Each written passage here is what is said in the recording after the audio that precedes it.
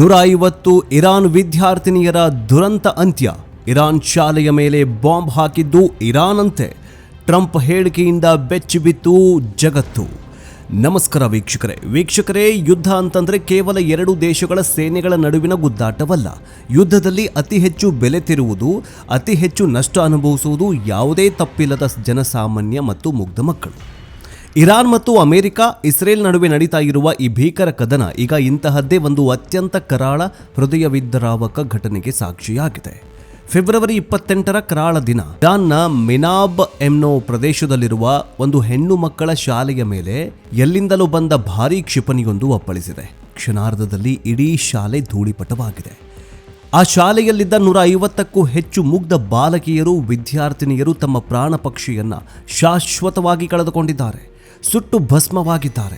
ರಾಜಕೀಯಕ್ಕೂ ಈ ಯುದ್ಧಕ್ಕೂ ಯಾವುದೇ ಸಂಬಂಧವಿಲ್ಲದ ಆ 150 ಕಂದಮ್ಮಗಳು ಇಂದು ಮಣ್ಣಾಗಿ ಅಂದರೆ ಸ್ಮಶಾನದಲ್ಲಿ ಕಣ್ತುಂಬ ನಿದ್ದೆ ಮಾಡ್ತಿದ್ದಾರೆ.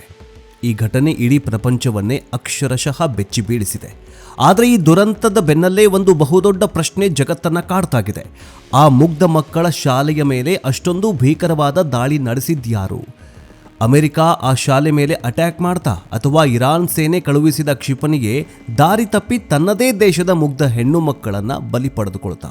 ಇಂತಹದೊಂದು ಬಹುದೊಡ್ಡ $1 ಮಿಲಿಯನ್ ಪ್ರಶ್ನೆ ನಿಗೂಢವಾಗಿ ಉಳಿದಿದೆ.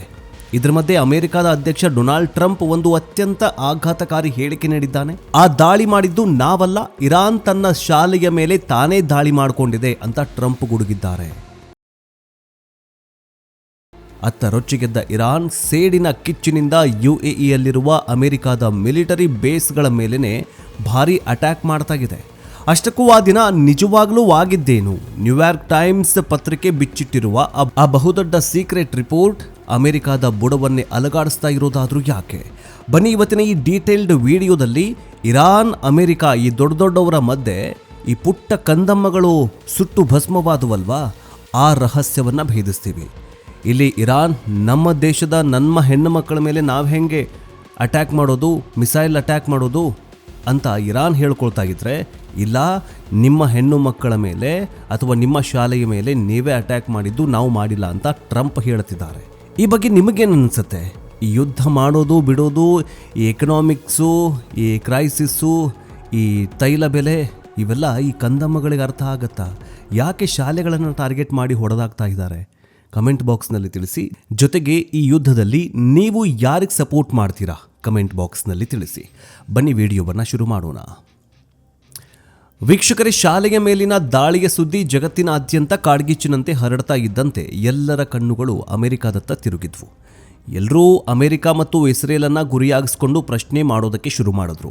ಈ ಭಾರೀ ಒತ್ತಡದ ನಡುವೆ ಅಮೆರಿಕ ಅಧ್ಯಕ್ಷ ಡೊನಾಲ್ಡ್ ಟ್ರಂಪ್ ಏರ್ ಫೋರ್ಸ್ 1 ವಿಮಾನದಲ್ಲಿ ಪ್ರಯಾಣಿಸ್ತಾ ಇದ್ದಾಗ ಮಾಧ್ಯಮಗಳ ಮುಂದೆ ಬಂದು ಒಂದು ಬೆಚ್ಚಿ ಬೀಳಿಸುವ ಸ್ಟೇಟ್ಮೆಂಟ್ ನೀಡಿದ್ದಾರೆ. ಈ ದಾಳಿಗೆ ನೇರವಾಗಿ ಕಾರಣ ಮತ್ಯಾರೂ ಅಲ್ಲ, ಈ ದಾಳಿಯ ನೇರ ಹೊಣೆ ಇರಾನ್ ಅಂತ ಹೇಳಿದ್ದಾರೆ. ಆ ಶಾಲೆಯ ಮೇಲೆ ದಾಳಿಯನ್ನ ನಾವು ಮಾಡಿಲ್ಲ. ನಮ್ಮ ಪ್ರಕಾರ ಈ ದುರಂತಕ್ಕೆ ಸ್ವತಃ ಇರಾನ್ ದೇಶನೇ ಕಾರಣ. ಇರಾನ್ ತನ್ನ ಶಾಲೆಯ ಮೇಲೆ ತಾನೇ ಅಟ್ಯಾಕ್ ಮಾಡಿಕೊಂಡಿದೆ ಅಂತ ಹೇಳಿದ್ದಾರೆ. ಇದಕ್ಕೆ ಅವರು ಕೊಟ್ಟ ತರ್ಕ ಬಹಳ ವಿಚಿತ್ರವಾಗಿತ್ತು. ಇರಾನ್ ಬಳಿ ಇರುವ ಶಸ್ತ್ರಾಸ್ತ್ರಗಳು ಮತ್ತು ಕ್ಷಿಪಣಿಗಳು ಅತ್ಯಂತ ಕಳಪೆಯಾಗಿವೆ. ಈ ಕ್ಷಿಪಣಿಗಳಿಗೆ ಪ್ರೆಸಿಷನ್ ಅಂದರೆ ನಿಖರತೆ ಅನ್ನೋದೇ ಇಲ್ಲ.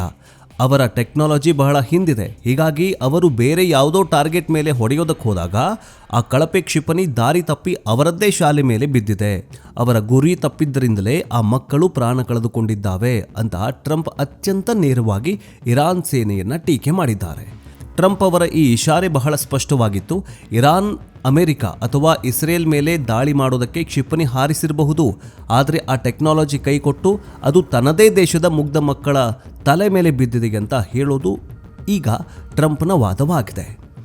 ಟ್ರಂಪ್ ಅವರ ಈ ಹೇಳಿಕೆ ಹೊರಬೀಳ್ತಾ ಇದ್ದಂತೆ ಇರಾನ್ನಲ್ಲಿ ಆಕ್ರೋಶದ ಕಟ್ಟೆ ಒಡೆದಿದೆ. ಇರಾನ್ ಸರ್ಕಾರ ಮತ್ತು ಸೇನೆ ಅಮೆರಿಕದ ಈ ಆರೋಪವನ್ನ ಸಂಪೂರ್ಣವಾಗಿ ಮತ್ತು ಕಟುವಾಗಿ ತಳ್ಳಿ ಹಾಕಿದ್ದಾರೆ. ಇದು ಅಮೆರಿಕ ಮಾಡಿರುವ ಕೃತ್ಯ. ತಮ್ಮ ತಪ್ಪು ಮುಚ್ಚಿಕೊಳ್ಳೋದಕ್ಕೆ ಜಗತ್ತಿನ ಕಣ್ಣಿಗೆ ಮಣ್ಣೆರಚಲು ಅಮೆರಿಕ ಹಸಿ ಸುಳ್ಳು ಹೇಳ್ತಾಗಿದೆ. ಮುಗ್ಧ ಹೆಣ್ಣು ಮಕ್ಕಳನ್ನ ಬಲಿ ಪಡೆದುಕೊಂಡಿದ್ದು ಅಮೆರಿಕದ ರಾಕ್ಷಸಿ ಪ್ರವೃತ್ತಿ ಅಂತ ಇರಾನ್ ಮತ್ತೆ ಗುಡುಗಿದೆ. ಇರಾನ್ ಕೇವಲ ಮಾತಿಗೆ ಮಾತ್ರ ಸೀಮಿತವಾಗಲಿಲ್ಲ, ತನ್ನ ಮುಗ್ಧ ಮಕ್ಕಳ ದುರಂತಕ್ಕೆ ಸೇಡು ತೀರಿಸಿಕೊಳ್ಳಲೇಬೇಕು ಅಂತ ನಿರ್ಧರಿಸಿದ ಇರಾನ್ನ ಅತ್ಯಂತ ಬಲಿಷ್ಠವಾದ ರೆವಲ್ಯೂಷನ್ ಗಾರ್ಡ್ಸ್ ತಕ್ಷಣವೇ ಆಕ್ಷನ್ಗೆ ಇಳಿದಿದೆ. ಯುನೈಟೆಡ್ ಅರಬ್ ಎಮಿರೇಟ್ಸ್ ಅಂದ್ರೆ UAE ದೇಶದಲ್ಲಿ ಅಮೆರಿಕ ತನ್ನದೊಂದು ಬಹುದೊಡ್ಡ ಸೇನಾ ನೆಲೆಯನ್ನ ಹೊಂದಿದೆ. ಅದರ ಹೆಸರು ಅಲ್ ಧಫ್ರಾ ಮಿಲಿಟರಿ ಬೇಸ್.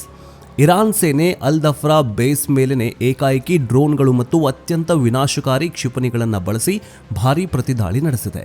ಇರಾನ್ ಆರೋಪ ಏನಂದ್ರೆ ಮಿನಾಬ್ ಶಾಲೆಯ ಮೇಲೆ ಅಮೆರಿಕ ದಾಳಿ ಮಾಡಿದ್ದು ಇದೇ UAEಯ ಅಲ್ ಧಫ್ರಾ ಏರ್ ಬೇಸ್ ಅನ್ನ ಬಳಸಿಕೊಂಡು. ಅಲ್ಲಿಂದಲೇ ಅಮೆರಿಕದ ಯುದ್ಧ ವಿಮಾನಗಳು ಹಾರಬಂದು ನಮ್ಮ ಮಕ್ಕಳ ಮೇಲೆ ಬಾಂಬ್ ಹಾಕಿವೆ. ಹಾಗಾಗಿ ನಾವು ಆ ಏರ್ ಬೇಸನ್ನು ಅಥವಾ ಆ ಬೇಸನ್ನೇ ಧ್ವಂಸ ಮಾಡ್ತಾ ಇದ್ದೇವೆ ಅಂತ ಇರಾನ್ ಹೇಳಿದೆ. ಒಂದು ಕಡೆ ಶಾಲೆಯ ದುರಂತ, ಇನ್ನೊಂದು ಕಡೆ ಅಮೆರಿಕದ ಬೇಸ್ ಮೇಲೆ ಇರಾನ್ ಅಟ್ಯಾಕ್. ಈ ಎರಡೂ ಘಟನೆಗಳಿಂದಾಗಿ ಅಮೆರಿಕ ಇರಾನ್ ನಡುವಿನ ಯುದ್ಧ ಈಗ ಊಹಿಸಲು ಸಾಧ್ಯವಾಗದಂತಹ ಅತ್ಯಂತ ಅಪಾಯಕಾರಿ ಘಟ್ಟವನ್ನು ತಲುಪಿದೆ. ಇದೆಲ್ಲವನ್ನ ನೋಡ್ತಾ ಇದ್ದ ಹಾಗೆ ಅಮೆರಿಕದ ರಕ್ಷಣಾ ವಿಭಾಗವಾಗಿರುವ ಪೆಂಟಗನ್ ಬಹಳ ಎಚ್ಚರಿಕೆಯಿಂದ ಮತ್ತು ಅಳೆದು ತೂಗಿ ತನ್ನ ಪ್ರತಿಕ್ರಿಯೆಯನ್ನ ಕೊಟ್ಟಿದೆ. ಪೆಂಟಗಾನ್ ಅಧಿಕಾರಿಗಳು ಮಿನಾಬ್ ಶಾಲೆಯಲ್ಲಿ ನಡೆದಿರುವ ಘಟನೆಯ ಬಗ್ಗೆ ನಾವು ಸಮಗ್ರವಾಗಿ ತನಿಖೆ ನಡೆಸ್ತೇವೆ. ಅಸಲಿಗೆ ಆ ದಿನ ಅಲ್ಲಿ ಏನ್ ನಡೀತು ಅನ್ನೋದರ ಬಗ್ಗೆ ನಾವು ಸಾಕ್ಷಿಗಳನ್ನು ಕಲೆ ಹಾಕ್ತೇವೆ ಅಂತ ಹೇಳಿ ನುಣುಚಿಕೊಳ್ಳುವಂತಹ ಪ್ರಯತ್ನ ಮಾಡ್ತಾ ಇದೆ. ಇದೇ ವೇಳೆ ಅಮೆರಿಕದ ವಿದೇಶಾಂಗ ಸಚಿವರಾಗಿರೋ ಮಾರ್ಕೋ ರುಬಿಯೋ ಸ್ಪಷ್ಟವಾಗಿ ಈ ಒಂದು ಮಾತನ್ನು ಹೇಳಿದ್ದಾರೆ. ಅವರೇನು ಹೇಳ್ತಾರಂದ್ರೆ, ಅಮೆರಿಕದ ಸೇನೆ ಯಾವತ್ತೂ ಯಾವುದೇ ಕಾರಣಕ್ಕೂ ಉದ್ದೇಶಪೂರ್ವಕವಾಗಿ ಒಂದು ಶಾಲೆಯನ್ನು ಟಾರ್ಗೆಟ್ ಮಾಡೋದಿಲ್ಲ. ಮುಗ್ಧರ ಮೇಲೆ ದಾಳಿ ಮಾಡೋದು ಅಮೆರಿಕದ ನೀತಿಯಲ್ಲ ಅಂತ. ಹಾಗಾದರೆ ಈಗ 150 ಮುಗ್ಧ ಹೆಣ್ಣು ಮಕ್ಕಳು ಈಗೇನು ಸರ್ವನಾಶ ಆಗಿದ್ದಾರೆ, ಸುಟ್ಟು ಹೋಗಿದ್ದಾರಲ್ಲ, ಹಾಗಾದರೆ ಅಮೆರಿಕದ ತಲೆಯಲ್ಲಿ ಅಥವಾ ಅಮೆರಿಕದ ಪ್ರಕಾರ ಆ ಮಕ್ಕಳು ಮುಗ್ಧ ಮಕ್ಕಳಲ್ವಾ ಅಥವಾ ಮುಗ್ಧರು ಅಲ್ವಾ ಅಥವಾ ಹೆಣ್ಣು ಮಕ್ಕಳು ಅಮೆರಿಕದ ಪಾಲಿಗೆ ಅಂದರೆ ಉಗ್ರರ? ಈಗ ಪ್ರಶ್ನೆ ಮೂಡ್ತಾ ಇದೆ. ಅಮೆರಿಕ ಎಲ್ಲೋ ಒಂದು ಕಡೆ ಈ ಇರಾನ್ ವಿರುದ್ಧ ಯುದ್ಧ ಸಾರಿ ಎಡವು ಬಿಡ್ತಾ ಅನ್ನುವಂತಹ ಪ್ರಶ್ನೆ ಮೂಡ್ತಾ ಇದೆ. ಸದ್ಯಕ್ಕೆ ಅಮೆರಿಕ ಈ ದಾಳಿಯ ಜವಾಬ್ದಾರಿಯನ್ನು ಹೊತ್ತುಕೊಂಡಿಲ್ಲ, ಆದರೆ ಇದು ನಮ್ಮಿಂದಾಗಿದ್ದಲ್ಲ ಅಂತಲೂ ಕೂಡ ಅಧಿಕೃತವಾಗಿ ಸಾಕ್ಷ್ಯ ಸಹಿತವಾಗಿ ಪ್ರೂವ್ ಮಾಡೋದಕ್ಕೆ ಅಮೆರಿಕಾಗೆ ಸಾಧ್ಯವಾಗ್ತಾ ಇಲ್ಲ.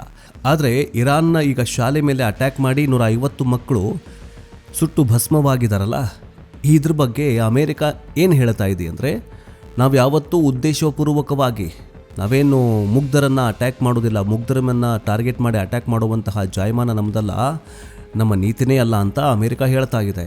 ಹಾಗಾದರೆ ನನ್ನ ಪ್ರಶ್ನೆ ಏನಂದರೆ, 150 ಮಕ್ಕಳೇನು ಸತ್ತಿದಾವಲ್ಲ, ಆ ಮಕ್ಕಳು ಮುಗ್ಧರಲ್ವಾ? ಶಾಲೆಯಲ್ಲಿ ತಮ್ಮ ಪಾಡಿಗೆ ತಾವು ಪಾಠ ಕೇಳಬೇಕಾದ್ರೆ ಕನಸುಗಳನ್ನು ಹೊತ್ತು ಸ್ಕೂಲಿಗೆ ಬಂದವರು ಸುಟ್ಟು ಭಸ್ಮವಾಗಿದ್ದಾರೆ. ಹಾಗಾದ್ರೆ ಆ ಶಾಲೆಯಲ್ಲಿ ಕಲಿತಾ ಇದ್ದದ್ದು ಹೆಣ್ಣು ಮಕ್ಕಳು ಮುಗ್ಧರಲ್ವಾ ಅನ್ನುವಂತಹ ಪ್ರಶ್ನೆ ನನ್ನನ್ನು ಕಾಡ್ತಾ ಇದೆ. ಇದು ಮುಂದಿನ ದಿನಗಳಲ್ಲಿ ವಿಶ್ವಕ್ಕೆ ಹೇಗೆ ಅದನ್ನು ಹೇಳುತ್ತೆ ಅನ್ನೋದನ್ನು ಕಾದು ನೋಡಬೇಕಾಗಿದೆ. ಇನ್ನು ಇದೇ ಅಮೆರಿಕದ ಇನ್ನೊಂದು ಬೆಚ್ಚಿ ಬೀಳಿಸುವಂತಹ ರಿಪೋರ್ಟ್ ಬಂದಿದೆ. ಅಂದರೆ ಇದು ಎಷ್ಟು ಕರಾಳತೆಯನ್ನು ಹೊಂದಿದೆ ಅನ್ನೋದನ್ನು ನ್ಯೂಯಾರ್ಕ್ ಟೈಮ್ಸ್ ಒಂದು ಬೆಚ್ಚಿ ಬೀಳಿಸುವ ರಿಪೋರ್ಟನ್ನು ಹೊರಗೆ ಹಾಕಿದೆ. ಇರಾನ್ ಮತ್ತು ಅಮೆರಿಕ ಪರಸ್ಪರರ ಮೇಲೂ ಗೂಬೆ ಕೂರಿಸ್ತಾ ಇರುವಾಗ ಜಗತ್ತಿನ ಪ್ರತಿಷ್ಠಿತ ಮಾಧ್ಯಮ ಸಂಸ್ಥೆ ನ್ಯೂಯಾರ್ಕ್ ಟೈಮ್ಸ್ ಒಂದು ಬೆಚ್ಚಿ ಬೀಳಿಸುವ ರಿಪೋರ್ಟನ್ನು ಪ್ರಕಟಿಸಿದೆ. ಈ ರಿಪೋರ್ಟ್ ಈಗ ಅಮೆರಿಕದ ಕುತ್ತಿಗೆಗೆ ಕುಣಿಕೆಯಾಗಿ ಪರಿಣಮಿಸುವ ಎಲ್ಲ ಲಕ್ಷಣಗಳು ಕಾಣಿಸ್ತಾ ಇದ್ದಾವೆ. ನ್ಯೂಯಾರ್ಕ್ ಟೈಮ್ಸ್ನ ತನಿಖಾ ತಂಡ ಆ ಘಟನೆ ನಡೆದ ದಿನದ ಎಲ್ಲ ಸೋಷಿಯಲ್ ಮೀಡಿಯಾ ಪೋಸ್ಟ್ಗಳನ್ನು, ಅಲ್ಲಿನ ಪ್ರತ್ಯಕ್ಷದರ್ಶಿಗಳು ತೆಗೆದ ವಿಡಿಯೋಗಳನ್ನು ಮತ್ತು ಸ್ಯಾಟಲೈಟ್ ಚಿತ್ರಣಗಳನ್ನು ಅತ್ಯಂತ ಸೂಕ್ಷ್ಮವಾಗಿ ತನಿಖೆ ಮಾಡಿದೆ. ಆ ತನಿಖೆಯಲ್ಲಿ ಒಂದು ಆಘಾತಕಾರಿ ವಿಚಾರ ಬಯಲಾಗಿದೆ. ನ್ಯೂಯಾರ್ಕ್ ಟೈಮ್ಸ್ನ ವರದಿಯ ಪ್ರಕಾರ ಯಾವ ನಿಖರವಾದ ಸಮಯಕ್ಕೆ ಮೀನಾಬ್ನ ಹೆಣ್ಣು ಮಕ್ಕಳ ಶಾಲೆಯ ಮೇಲೆ ಕ್ಷಿಪಣಿ ಅಪ್ಪಳಿಸಿತೋ ಬರೋಬ್ಬರಿ ಅದೇ ಸಮಯಕ್ಕೆ ಅಮೆರಿಕದ ಪಡೆಗಳು ಶಾಲೆಯ ಸಮೀಪದಲ್ಲೇ ಇರುವ ಹಾರ್ಮುಜ್ ಜಲಸಂಧಿಯ ಬಳಿಯ ಇರಾನ್ನ ಮಿಲಿಟರಿ ನೆಲೆಗಳ ಮೇಲೆ ಭಾರೀ ಬಾಂಬ್ ದಾಳಿಯನ್ನು ನಡೆಸಿದ್ವು. ಅಂದರೆ ಸ್ಕೂಲ್ ಮೇಲೆ ಬಾಂಬ್ ಬಿದ್ದ ಟೈಮಿಂಗ್ ಮತ್ತು ಅಮೆರಿಕ ಇರಾನ್ನ ಸೇನಾ ನೆಲೆಯ ಮೇಲೆ ಅಟ್ಯಾಕ್ ಮಾಡಿದ ಟೈಮಿಂಗ್ ಎರಡೂ ಕೂಡ ಒಂದೇ ಆಗಿದೆ. ಈ ಸಾಕ್ಷಿಗಳು ಏನು ಸೂಚಿಸುತ್ತೆ ಗೊತ್ತಾ? ಅಮೆರಿಕದ ಸೇನೆ ಇರಾನ್ನ ಮಿಲಿಟರಿ ಬೇಸ್ ಮೇಲೆ ಗುರಿಯಾಗಿಟ್ಟು ಹೊಡೆದಂತಹ ಒಂದು ಅಪಾಯಕಾರಿ ಕ್ಷಿಪಣಿ ದಾರಿ ತಪ್ಪಿ ಪಕ್ಕದಲ್ಲೇ ಇದ್ದ ಶಾಲೆಯ ಮೇಲೆ ಹೋಗಿ ಬಿದ್ದಿರುವ ಸಾಧ್ಯತೆಗಳು 90% ಇದೆ. ಒಂದು ವೇಳೆ ಇದೇ ಸತ್ಯವಾದರೆ ಟ್ರಂಪ್ ಹೇಳಿದ ಹಾಗೆ ಕಳಪೆ ಟೆಕ್ನಾಲಜಿ ಇರಾನ್ಗೆ ಮಾತ್ರವಲ್ಲ, ಅಮೆರಿಕದ ಕ್ಷಿಪಣಿಯೂ ಕೂಡ ದಾರಿ ತಪ್ಪಿ 100 ಮುಗ್ಧರ ಉಸಿರು ನಿಲ್ಲಿಸಿದೆ ಅನ್ನುವಂತಹ ಭೀಕರ ಸತ್ಯ ಜಗತ್ತಿನ ಮುಂದೆ ಬೆತ್ತಲಾಗತ್ತೆ. ಈಗ ಹೇಳಿ, ನ್ಯೂಯಾರ್ಕ್ ಟೈಮ್ಸ್ ಮಾಡಿರುವಂತಹ ಸಾಕ್ಷಿ ನೀಡ್ತಾ ಇರುವಂತಹ ಈ ಒಂದು ಹೇಳಿಕೆ ಅಂದರೆ ಈಗ ಇರಾನ್ ಹಾರ್ಮುಜ್ ಜಲಸಂಧಿಯ ಮೇಲೆ ಅಮೆರಿಕ ಅಟ್ಯಾಕ್ ಮಾಡೋದಕ್ಕೆ ಹೋದಂಥ ಸಂದರ್ಭದಲ್ಲಿ ಒಂದು ಕ್ಷಿಪಣಿ ಬೈ ಮಿಸ್ ಆಗಿ ಈ ಮುಗ್ಧ ಮಕ್ಕಳ ಶಾಲೆಯ ಮೇಲೆ ಬಿದ್ದಿದೆ.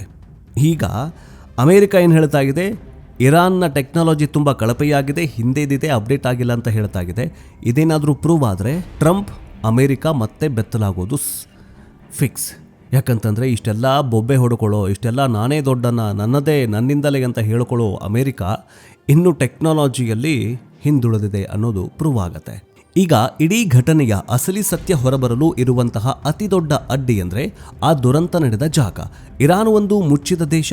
ಅಲ್ಲಿ ನಡೆಯುವ ಘಟನೆಗಳನ್ನು ಹೊರಗಿನವರು ಹೋಗಿ ತನಿಖೆ ಮಾಡುವುದು ಅಸಾಧ್ಯದ ಮಾತು. AFPನಂತಹ ಯಾವುದೇ ಜಾಗತಿಕ ಸ್ವತಂತ್ರ ತನಿಖಾ ಏಜೆನ್ಸಿಗಳಿಗೆ ಅಥವಾ ಅಂತಾರಾಷ್ಟ್ರೀಯ ಮೀಡಿಯಾಗಳಿಗೆ ಆ ಶಾಲೆ ಇರುವ ಜಾಗಕ್ಕೆ ಹೋಗೋದಕ್ಕೆ ಇರಾನ್ ಸರ್ಕಾರ ಅನುಮತಿ ನೀಡಿಲ್ಲ. ಅಲ್ಲಿ ಅಸಲಿಗೆ ಎಷ್ಟು ಕಟ್ಟಡಗಳು ನಾಶವಾಗಿವೆ, ಮಣ್ಣಿನಲ್ಲಿ ಸಿಲುಕಿದವರ ನಿಖರವಾದ ಸಂಖ್ಯೆ ಎಷ್ಟು, ಅವುಗಳ ಬಗ್ಗೆ ಯಾವುದೇ ಸ್ಪಷ್ಟತೆ ಇಲ್ಲ.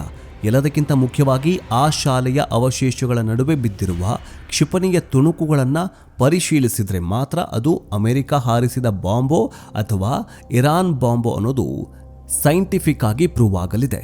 ಯಾವುದೇ ನಿಷ್ಪಕ್ಷಪಾತ ತನಿಖಾ ತಂಡ ಅಲ್ಲಿಗೆ ಹೋಗುವವರೆಗೂ ಈ ಆರೋಪ ಪ್ರತ್ಯಾರೋಪಗಳು ಹಾಗೆ ಮುಂದುವರಿಯುತ್ತೆ. ಒಟ್ಟಾರೆಯಾಗಿ ಹೇಳೋದಾದರೆ ಇಡೀ ಘಟನೆಯಲ್ಲಿ ಅತ್ಯಂತ ದುಃಖದ ವಿಚಾರ ಏನಂದರೆ ಆ 150ಕ್ಕೂ ಹೆಚ್ಚು ಮುಗ್ಧ ಕಂದಮ್ಮಗಳ ವಿದಾಯ. ಅವರಿಗೆ ಇರಾನ್ ಅಂತಂದ್ರೆ ಏನು ಗೊತ್ತಿಲ್ಲ, ಅಮೆರಿಕ ಅಂತಂದ್ರೆ ಏನು ಗೊತ್ತಿಲ್ಲ, ರಾಜಕಾರಣ, ದ್ವೇಷ ಯಾವುದ್ರ ಬಗ್ಗೆಯೂ ಕೂಡ ಅರಿವಿರಲಿಲ್ಲ. ಬೆಳಗ್ಗೆ ಶಾಲೆಗೆ ಹೋದ ಮಕ್ಕಳು ಸಂಜೆ ಮನೆಗೆ ಹಿಂತಿರುಗಿ ಬರಲೇ ಇಲ್ಲ. ಆಧುನಿಕ ಶಸ್ತ್ರಾಸ್ತ್ರಗಳ ಟೆಕ್ನಾಲಜಿಯ ಈ ಯುಗದಲ್ಲಿ ಮುಗ್ಧರ ಜೀವಕ್ಕೆ ಇಷ್ಟೊಂದು ಅಗ್ಗದ ಬೆಲೆನಾ ಅನ್ನುವಂತಹ ಪ್ರಶ್ನೆ ಮಿನಾಬ್ನ ಜನರನ್ನ ಮಾತ್ರವಲ್ಲ, ಇಡೀ ಮನುಕುಲಕ್ಕೆ ಕಾಡ್ತಾಗಿದೆ. ಇನ್ನು ಈ ಇರಾನ್ ಕಡೆಯಿಂದ UAEಯಲ್ಲಿರುವ ಅಮೆರಿಕದ ಮಿಲಿಟರಿ ಬೇಸ್ ಮೇಲೆ ದಾಳಿ ನಡೆಸಿ ಈ ಯುದ್ಧವನ್ನು ಮತ್ತೊಂದು ಅಪಾಯಕಾರಿ ಲೆವೆಲ್ಗೆ ತೆಗೆದುಕೊಂಡು ಹೋಗಿದೆ. ಇದೇ ರೀತಿ ಎರಡೂ ದೇಶಗಳು ಪರಸ್ಪರ ಪ್ರತಿದಾಳಿಯನ್ನು ಮುಂದುವರಿಸಿದ್ರೆ ಇದು ಇಡೀ ಮಧ್ಯಪ್ರಾಚ್ಯವನ್ನು ಆವರಿಸುವ ಬಹುದೊಡ್ಡ ಯುದ್ಧವಾಗಿ ಬದಲಾಗುವುದರಲ್ಲಿ ಯಾವುದೇ ಅನುಮಾನ ಇಲ್ಲ. ಈಗ ಇಡೀ ಜಗತ್ತಿನ ಕಣ್ಣು ವಿಶ್ವಸಂಸ್ಥೆಯ ಮೇಲಿದೆ. ವಿಶ್ವಸಂಸ್ಥೆ ಈ ಘಟನೆಯ ಬಗ್ಗೆ ಸ್ವತಂತ್ರ ತನಿಖೆ ನಡೆಸುತ್ತಾ ಇರಾನ್ ಹೇಳುವಂತೆ ಅಮೆರಿಕ ಉಗ್ರವಾದಿ ಕೆಲಸ ಮಾಡ್ತಾ ಇದೆಯಾ ಅಥವಾ ಟ್ರಂಪ್ ಹೇಳುವಂತೆ ಇರಾನ್ನಿಂದಲೇ ಈ ತಪ್ಪು ನಡೆದಿದೆಯಾ? ನ್ಯೂಯಾರ್ಕ್ ಟೈಮ್ಸ್ ವರದಿ ಸತ್ಯವಾದರೆ ಅಮೆರಿಕ ಜಗತ್ತಿನ ಮುಂದೆ ತಲೆ ತಗ್ಗಿಸುತ್ತಾ? ಇವೆಲ್ಲದಕ್ಕೂ ಮುಂಬರೋ ದಿನಗಳಲ್ಲಿ ಉತ್ತರ ಸಿಗಲಿದೆ. ವೀಕ್ಷಕರೇ, ನಿಮಗೇನನ್ಸುತ್ತೆ? ಈ ದುರಂತಕ್ಕೆ ನಿಜಕ್ಕೂ ಯಾರು ಕಾರಣೀಕರ್ತರು? ಅಮೆರಿಕನ ಅಥವಾ ಇರಾನ್ ತಂತ್ರಜ್ಞಾನದ ವೈಫಲ್ಯನ? ಯುದ್ಧದ ಸಮಯದಲ್ಲಿ ಇಂತಹ ಮುಗ್ಧರ ಜೀವ ಹೋದಾಗ ಜಾಗತಿಕ ಸಂಸ್ಥೆಗಳು ಯಾಕೆ ಮೌನವಾಗಿ ಇರ್ತವೆ? ಈಗ ನೋಡಿ, ಮಕ್ಕಳು ಅವಕ್ಕೇನು ಗೊತ್ತಿಲ್ಲ. ಈಗ ನೋಡಿ, ಅಮೆರಿಕ ಹೇಳುತ್ತೆ ಅವರೇನು ಸತ್ತವರೆಲ್ಲ ಏನು ಮುಗ್ಧರಲ್ಲ, ನಾವೇನು ಮುಗ್ಧರನ್ನ ಟಾರ್ಗೆಟ್ ಮಾಡಿ ಹೊಡೆಯೋದಿಲ್ಲ ಅಂತ. ಹಾಗಾದರೆ 150 ಮಕ್ಕಳು ಮುಗ್ಧರ ಅಲ್ವಾ? ಅವರೇನು ಟೆರರಿಸ್ಟ್ಗಳ ಅಥವಾ ಅವರೇನು ಉಗ್ರರ, ಭಯೋತ್ಪಾದಕರ? 10 ರಿಂದ 15 ವರ್ಷದ ಮಕ್ಕಳು. ಹಿಂಗೆ ರಾಕ್ಷಸಿ ಪ್ರವೃತ್ತಿಯನ್ನು ತೋರಿಸ್ತಾ ಇದ್ದರೆ ಟ್ರಂಪ್ನ ದಿನಗಳು ಕೊನೆ ದಿನಗಳಾಗಲಿವೆ ಅನ್ನುವಂತಹದ್ದು ಹೇಳಲೇಬೇಕು. ಇರಾನ್ನೂ ಕೂಡ ಅಷ್ಟೇ. ಇರಾನ್ನ ಖಮೇನಿಯ ಕೆಲಸ ಖತಮಾಗಿದೆ. ಇನ್ನು ಟ್ರಂಪ್ ಏನೇನು ಮಾಡ್ತಾನೆ ಕಾದು ನೋಡಬೇಕಾಗಿದೆ. ವೀಕ್ಷಕರೇ, ನಿಮಗೇನನ್ಸುತ್ತೆ? ನಿಮ್ಮ ಅತ್ಯಂತ ಪ್ರಾಮಾಣಿಕವಾದ ಅನಿಸಿಕೆಗಳನ್ನು ಕಮೆಂಟ್ ಬಾಕ್ಸ್ನಲ್ಲಿ ತಪ್ಪದೆ ತಿಳಿಸಿ, ಮುಕ್ತವಾಗಿ ಚರ್ಚೆ ಮಾಡೋಣ. ಜಾಗತಿಕ ರಾಜಕಾರಣದ ಅಸಲಿ ಸತ್ಯ ಮತ್ತು ಯುದ್ಧದ ಕರಾಳ ಮುಖ ಪ್ರತಿಯೊಬ್ಬರಿಗೂ ತಲುಪುವಂತೆ ಈ ವಿಡಿಯೋವನ್ನು ನಿಮ್ಮ ವಾಟ್ಸಪ್ ಮತ್ತು ಫೇಸ್ಬುಕ್ ಗ್ರೂಪ್ಗಳಲ್ಲಿ ಪ್ರತಿಯೊಬ್ಬರಿಗೂ ಶೇರ್ ಮಾಡಿ. ನೆಕ್ಸ್ಟ್ ಅಪ್ಡೇಟ್ನೊಂದಿಗೆ ಬೇಗ ವಾಪಸ್ ಬರ್ತೀವಿ. ಜೈ ಹಿಂದ್, ಜೈ ಕರ್ನಾಟಕ, ವಂದೇ ಮಾತರಂ.